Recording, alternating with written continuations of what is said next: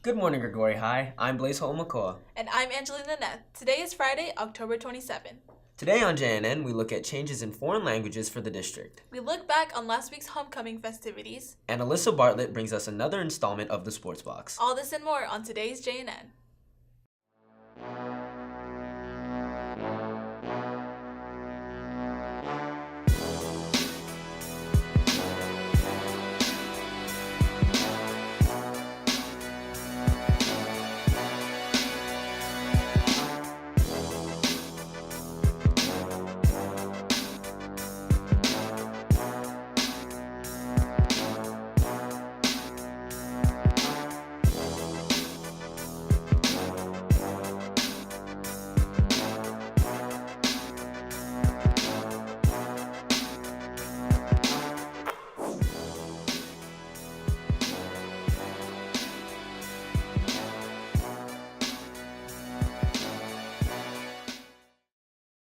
Modesto City Schools left the seal of multilingual proficiency program this year.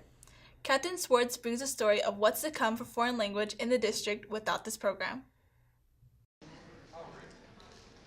Modesto City Schools has been a part of the Stanislaus County Multilingual Seal program every year since the program began 8 years ago. This year, they made the decision to leave the program in favor of the State Seal of Biliteracy. Over the last couple of years, we began to have some questions about the program. We learned more about the State Seal of Biliteracy. When I found out, I was struck because I wanted to have the opportunity to have the document or the seal so I could officially be bilingual. Not having Modesto City this year greatly reduced the number of students. Like last year we had over 1,000 students at the very beginning, and this year at the very beginning we had like 500. Deborah Boggs is the Director of Literacy for Stanislaus County Office of Education and organizes the County Multilingual Seal program, which was in place before the State Seal of Biliteracy. They have to write in their target language, they have to write in English, they have to be interviewed in both languages, and it's a pretty high bar to earn our seal. The ceremony's at the Gallo Center. They gave me the diploma, and it's in glass, and it says my name, and it's pretty cool. The State Seal is awarded to students on their diploma at the end of the year instead of a ceremony. Under the California Education Code, students who either pass an AP exam in their foreign language or take 4 years of their foreign language with a 3.0 GPA earn the State Seal. So with the criteria being a statewide criteria, a state-recognized program, we felt it was a more fair system, a system that would provide an equitable opportunity for multiple students to earn that seal. For many students that process is much easier because there's no verbal component, or you think about what it takes to get a B in a language course, and it does definitely demonstrate proficiency, but there's no, here it's a very specific timeline. The State Seal does leave out some students who are bilingual in a less common language. There are some students who don't have an avenue of an AP exam or coursework. So if you speak a language like Urdu or Hindi, they don't have an AP exam for that. And last I checked, most schools were not providing courses. So students who speak those languages now don't have a way of earning a seal. Another factor is that the county seal is given out in the fall, so seniors can put it on college applications, while the state seal is not awarded until graduation. The seal is the actual physical seal that goes on their diploma, and it is also noted on their transcripts. So we do it early enough in the year so that students have that feedback and they know if they have the seal so they can put it on their college applications. If I want to get recognized in my college applications, I could just say that I have this multilingual seal. It's kind of like an SAT versus the ACT test. The objective for both of them is to show that students are proficient in more than one language. There's a little bit different process. We're just very thrilled about the participation we do have in the program, and we think the seal is a very valid and valuable program for students, and will continue to be that for schools who want to participate. Reporting for JNN, this has been Catherine Swartz.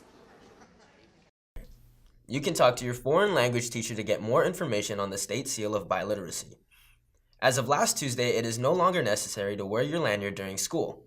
While you don't need a lanyard, you must have your student ID on you at all times. Interact Club's canned food drive is starting next week. All food collected is for the Salida Food Bank. Bring donations into your first period or the A building until November 8. The first period with the most donations will get a $40 Dunkin' Donuts gift card. HYLC will be celebrating Dia de los Muertos next Thursday. In the morning, stop by N101 for face paint. During lunch, there will be an altar and cultural information on the holiday in the library. After school, they will have a movie and candy fundraiser in N101 for $4.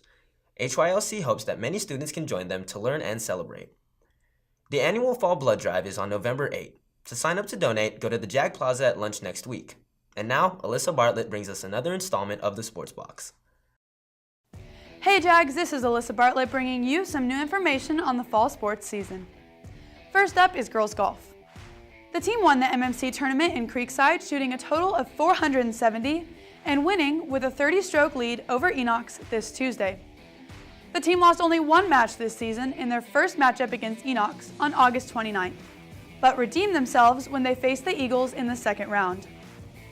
After winning MMC, the team moved into the CIF South Divisionals, placing 4th overall, bringing their season to a close.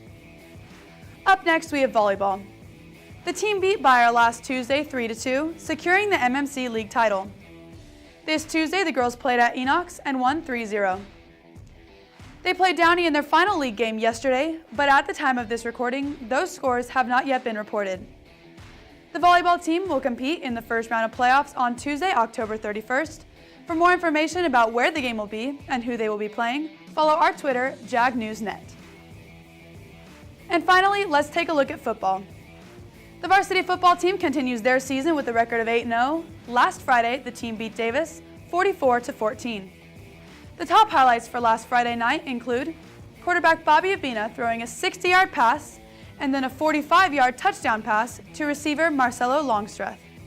The two connected again later in the game for a 55-yard pass play that moved the team to the 10-yard line.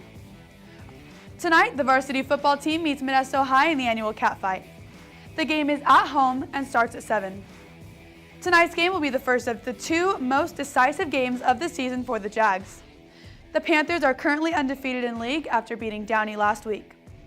The Jags must beat Modesto and Downey next week to win the MMC outright and secure a home game in the first round of playoffs. ABC News 10 will also be filming the game because Grigori had the most votes in the unlimited fan game of the week. The varsity team and the spot will be featured on the news tonight. Well, that's it for this week's JNN Fall Sports Box. This has been Alyssa Bartlett signing off. Thanks, Alyssa. As fall sports come to an end, winter sports are starting. If you're interested in joining the girls' basketball team, there's a meeting next Tuesday at lunch in C102. Girls' soccer will be meeting in C204 today at lunch. The College Expo will be held this Saturday from 9 to 1 at Downey High School. The event is for parents and students and will present information on college applications, financial aid, and California colleges. And other college events, the Grigori Rice program is hosting their first alumni panel Friday next week. Alumni partners will discuss their current college life and the application process. Sign up on Naviance to attend from 11 to 12 in L101.